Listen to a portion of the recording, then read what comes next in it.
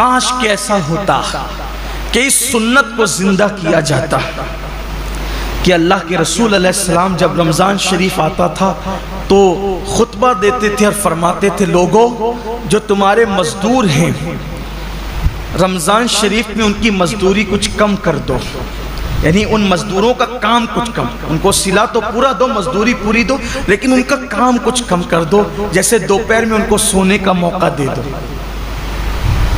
اب یہاں تو سیٹھوں کا حال یہ ہے کہ اگر مزدور نماز پڑھنے رمضان شریف میں بھی جائے تو ان کے ماتھے پہ شکن آتا ہے۔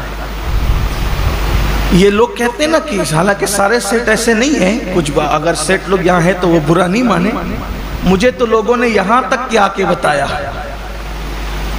کہ ایک سیٹ صاحب حافظ قرآن ہے، مجھے لوگوں نے نام کے ساتھ بتایا، میں نام نہیں لوں گا کیونکہ میں اللہ کے گھر میں واعظ و نصیحت کرنے کھڑا ہوا، غیبت کرنے کھڑا نہیں ہوا۔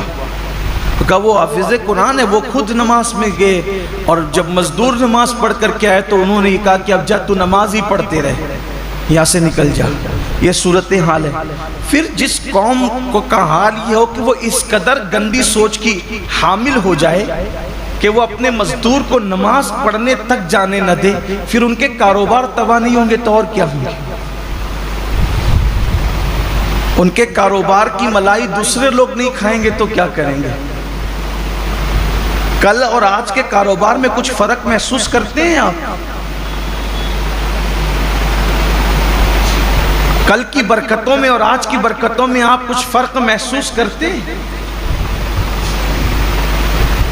کل بھی ہمارے باپ داداؤں نے کاروبار سنبھالا اور آج بھی ہماری نئی نسل سنبھال رہی۔ فرق یہ ہے کہ وہاں جب دین کا معاملہ آتا تھا تو وہ اپنے آپ کو سرنڈر کر دیتے تھے، قدرت نے انہیں برکتوں سے نوازا تھا۔ آج بہت کاروبار بڑھا لیا گیا ہے لیکن پھر بھی ہائے ہائے کیے جا رہے ہیں، برکتیں اٹھ گئی ہے۔ وجہ یہ کہ دین سے دوری ہے، مذہب سے دوری، اور انسان جب دین سے دور ہوگا تب تک وہ روئے گا، تب تک وہ پچھتائے گا، تب تک ناکامی اس کے گلے کا ہار بنے گی۔